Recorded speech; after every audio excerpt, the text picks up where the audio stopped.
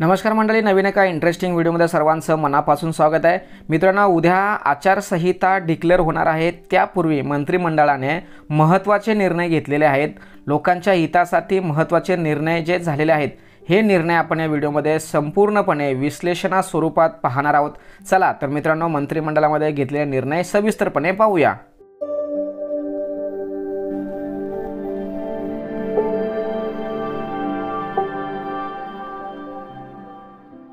मित्रांनो, मंत्रिमंडळामध्ये झालेले निर्णय आपण पाहूया। आता अहमदनगर शहराचे नामकरण झालेले आहे आणि आता अहमदनगर शहराचे अहिल्याबाई नगर हे नाव देण्यात आलेले आहे आणि त्या संदर्भात लवकरच शासन निर्णय सुद्धा पारित करण्यात येणार आहे। त्यानंतरचा पुढचा निर्णय असा आहे की श्रीनगर जवळ महाराष्ट्र राज्य अतिथीगृह बांधला येणार आहे आणि यासाठी 2.5 एकर भूखंड घेतला जाणार आहे। तर यासाठी जम्मू आणि काश्मीर येथे 8.16 कोटी रकमेचा क्रमांक 576 मधील 20 कनाल क्षेत्र म्हणजे 2.50 एकर भूखंड महाराष्ट्र राज्य अतिथीगृह बांधण्यासाठी मंजूर करण्यात आलेला आहे। या संदर्भात हा निर्णय घेण्यात आला आहे। त्यानंतर नवतंत्रज्ञानाचा समावेश असलेली मराठी भाषा घोषित करण्यात आलेला आहे। यामध्ये त्यांनी असं म्हटलेलं आहे की कोणतंही सरकारी कार्यालय असेल त्या ठिकाणी तुम्हाला मराठीमध्येच संभाषण करावं लागणार आहे, मराठीमध्येच बोलावं लागणार आहे। त्यानंतरचा पुढचा निर्णय असा आहे, राष्ट्रीय आरोग्य अभियानातील कंत्राटी कर्मचाऱ्यांना शासकीय सेवेत सामावून घेण्याचा निर्णय। आता यामध्ये राज्यातील हजारो कंत्राटी कर्मचारी आहेत, त्यांना कायमस्वरूपी शासकीय सेवेमध्ये समावेश करून घेण्यासंदर्भात हा शासन निर्णय घेण्यात आलेला आहे।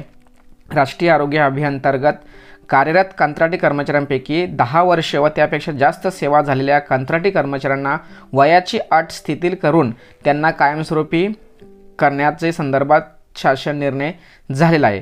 त्यानंतर आशा स्वयंसेविका यांना 5,000 रुपयाचं भरीव मानधन देण्यासंदर्भात शासन निर्णय झालेला आहे।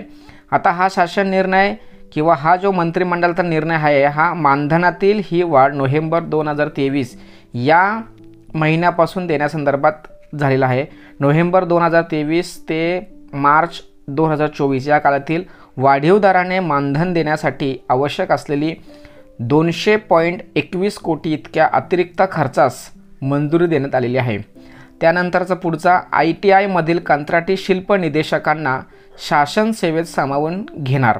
आता ITI मध्ये जो एक कोर्स शिकवला जातो तो शिल्पकलेचा, तर या शिल्पकलेचे जे शिक्षक असतात त्यांना शासन सेवेमध्ये कायमस्वरूपी करण्यासंदर्भात निर्णय घेण्यात आलेला आहे। या 297 पदांकरिता वेतन व इतर भत्त्यांकरता 16.09 कोटी प्रतिवर्ष इतका खर्च येणार आहे आणि या खर्चासाठी मान्यतासुद्धा देण्यात आलेली आहे। त्यानंतरचा पुढचा निर्णय असा झालेला आहे की जालना खामगाव नवीन ब्रॉडगेज रेल्वे मार्ग 2,453 कोटी रुपये राज्याच्या हिश्शास मान्यता देण्यात आलेली आहे। या रेल्वे मार्गासाठी जमिनीच्या किमतीसह 4,907 कोटी 70 लाख रुपये खर्च येणार आहे। 50% रक्कम ही राज्य सरकार उभारणार आहे। अशा पद्धतीने हा एक शासन निर्णय झाला आहे। त्यानंतरचा शासन निर्णय असा आहे की महाराष्ट्र आणि गोवा वकील परिषदेच्या अकादमीसाठी कळव्यात शासकीय जमीन घेण्यात येणार आहे आणि या जमिनीसाठी 1.90 हेक्टर आर जमीन देण्यासंदर्भात निर्णय झालेला आहे। महाराष्ट्र आणि गोवा वकील परिषदेमध्ये 2 लाख वकिलांचे नेतृत्व असते आणि त्यांच्यासाठी ही एक जागा उपलब्ध करून देण्यासंदर्भात निर्णय झालेला आहे। पुणे जिल्ह्यातील वेल्हे तालुक्याचे नाव राजगड करण्यासंदर्भात मान्यता देण्यात आलेली आहे। त्यानंतर पुढचा निर्णय, मुख्यमंत्री ग्राम सडक योजनेत 23,000 किलोमीटर रस्ते बांधणार। 2024-25 या वर्षात 10,000 किमी रस्ते बांधण्यासंदर्भात निर्णय घेण्यात आलेला आहे आणि यासाठी लागणारा सर्व खर्च हा राज्य सरकार उचलणार आहे। त्यानंतर पुढचा निर्णय असा आहे की मुंबईतील 8 रेल्वे स्थानकांची ब्रिटिशकालीन नावे बदलण्यात आलेली आहेत। म्हणजे मुंबई सेंट्रल किंवा वेस्टर्न किंवा हर्बल ज्या लाईन्स आहेत, त्या रेल्वे लाईनमधील करी रोड असेल तर त्याचा Lalbaug, Sandhurst Road Dongri railway, Marine Lines मुंबाराई, Charni Road Girgaon, Cotton Green Kala Chowk, नंतर हर्बलमधील एक डोंगरी रेल्वे, डॉक यार्ड माझगाव देण्यात आलेला आहे आणि किंग सर्कल यांना तीर्थकर पार्श्वनाथ रेल्वे स्थानक अशा पद्धतीने या ज्या इंग्रजी नावाच्या जे स्थानक होते त्यांचं नावं चेंज करण्यासंदर्भात निर्णय घेण्यात आलेला आहे. त्यानंतरचा पुढचा निर्णय असा आहे की मासला तालुक्यातील युनानी महाविद्यालय, रायगड जिल्ह्यात मालसला तालुक्यातील मौजे सावर येथे शासकीय युनानी महाविद्यालय व 100 रुग्णखाटांचे रुग्णालय स्थापन करण्यासंदर्भात मंत्रिमंडळामध्ये निर्णय घेण्यात आहे आणि यासाठी येणारा 338 कोटी 35 लाख रुपये खर्च करण्यास मान्यता मिळालेली आहे. त्यानंतरचा पुढचा निर्णय कोल्हापूर सांगली जिल्ह्यातील पूर नियंत्रणासाठी जागतिक बँकेकडून अर्थसहाय्य घेण्यासंदर्भात निर्णय घेण्यात आलेला आहे. आता हा जो प्रकल्प आहे हा प्रकल्प 3200 कोटी रुपयाचा असून 30% म्हणजे 960 कोटी रुपये राज्य सरकार उपलब्ध करणार अशा संदर्भात हा निर्णय घेण्यात आलेला आहे. त्यानंतरचा पुढचा निर्णय असा आहे की कृषी वाहिन्यांचे सौर ऊर्जीकरण करण्यासाठी SBI बँकेकडून कर्ज घेतलं जाणार आहे. या निर्णयानुसार योजनेच्या दरवर्षी 1 लाख याप्रमाणे 5 वर्षात 5 लाख पारेषण विरहित सौर ऊर्जा पंपाचे वितरण महावितरणाद्वारे करण्यासंदर्भात शासन निर्णय झालेला आहे. त्यानंतरचा पुढचा निर्णय असा आहे भोगवटा मूल्य कमी करण्याचा निर्णय. राज्यातील सहकारी संस्थांचे भोगवटादार वर्ग 2 पासून वर्ग 1 मध्ये रूपांतरित करण्याकरिता भोगवटा मूल्याची रक्कम 15% 10% करण्यासंदर्भात मुख्यमंत्री एकनाथ शिंदे यांचे निर्देश त्यांनी दिलेले आहेत. त्यानंतरचा पुढचा निर्णय मुंबई उपनगरातील वाहतुकीचा मार्ग आणखी मोकळा व्हावा यासाठी उत्तन ते विरार या सागरी सेतूस मान्यता मिळालेली आहे. त्यानंतरचा पुढचा निर्णय आहे शुभमंगल सामूहिक विवाह योजनेसाठी आता अनुदानामध्ये वाढ करण्यात आलेली आहे. ज्या संस्था या योजनेसंदर्भात काम करतात तर त्यांना 25,000 रुपये अनुदान देण्यासंदर्भात शासन निर्णय झालेला आहे. त्यानंतरचा पुढचा सर्वात महत्त्वाचा निर्णय म्हणजे पोलीस पाटलांच्या मानधनामध्ये आता 15,000 रुपये मध्ये वाढ झाली. म्हणजे पूर्वी त्यांना 6,500 रुपये मिळायचे तर आता त्यांना 15,000 रुपये मानधन मिळणार आहे.